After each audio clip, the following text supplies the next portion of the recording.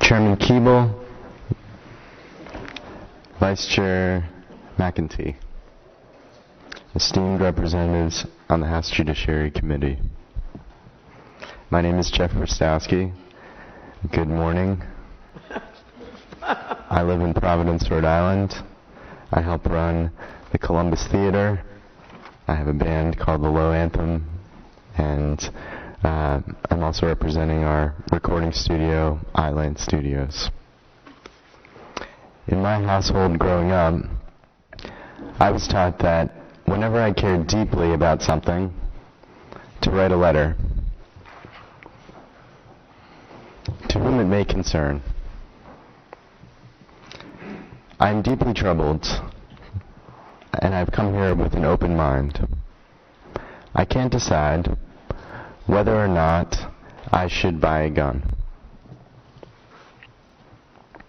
I have some questions.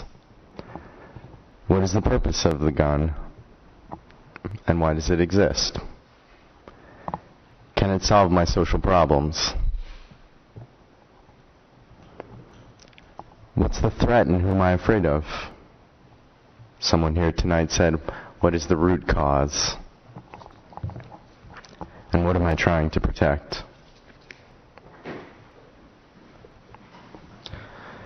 It seems to me that the purpose of the gun is to mutilate flesh. If I were to shoot a gun that was plastic, let's say, and only shot bubbles,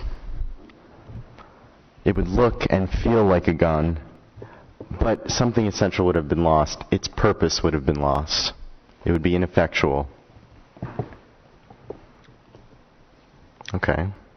Haven't made up my mind yet. Well, why does it exist?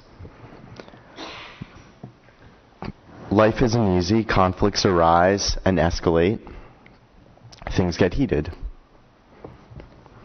A gun seems to serve the direct purpose of resolution of human conflict through either the mutilation of the flesh or the threat of that.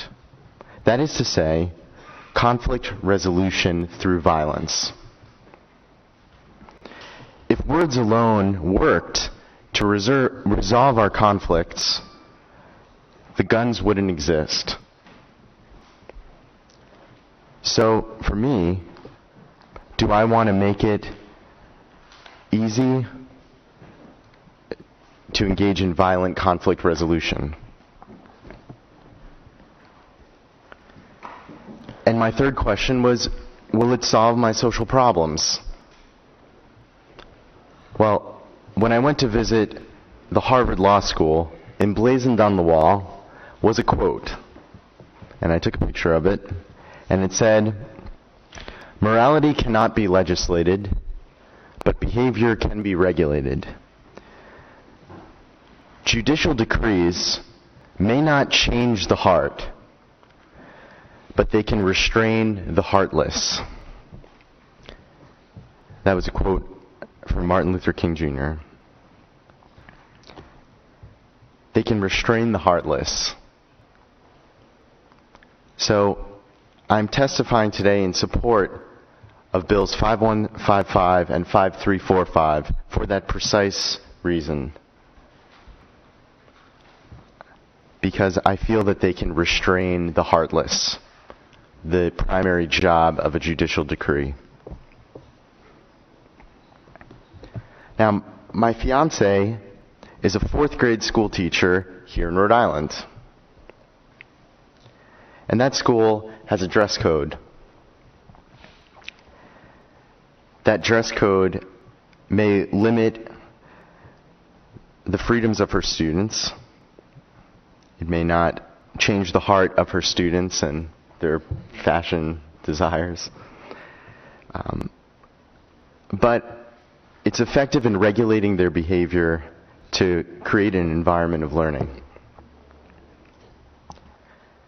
Now, I understand that guns, as the gentleman who testified just before me, when not used for this original purpose and intent, meaning when not mutilating flesh, can be used for other purposes. And I have many friends who have told me this.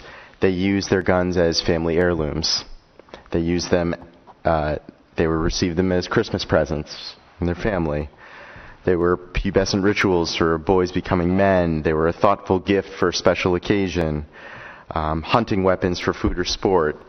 A pastime for shooting skeet or targets in the backyard. The gentleman before me was a competition shooter.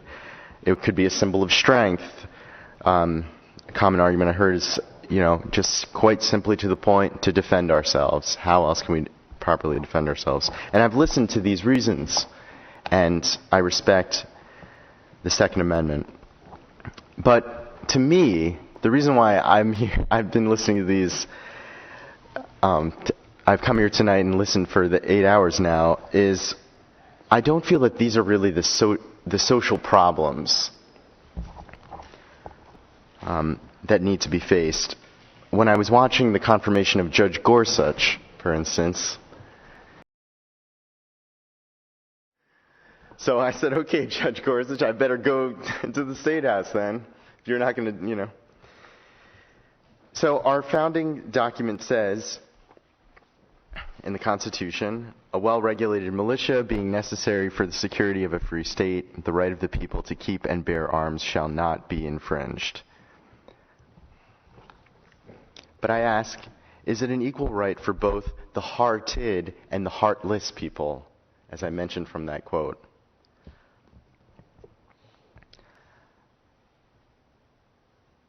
I ask for restraint with not having guns in schools and not more than 10 rounds, not because of the hearted, but because of the heartless.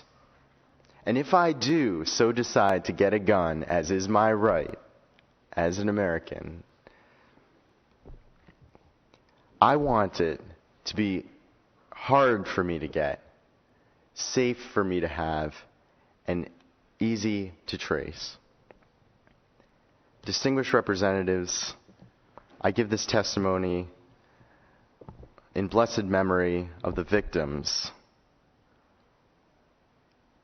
of Sandy Hook, but also the victims of Wounded Knee, the victims of Orlando, but also the victims of Treblinka and Auschwitz, the victims of Charleston and Chicago, and so many others. Many were defenseless women and children.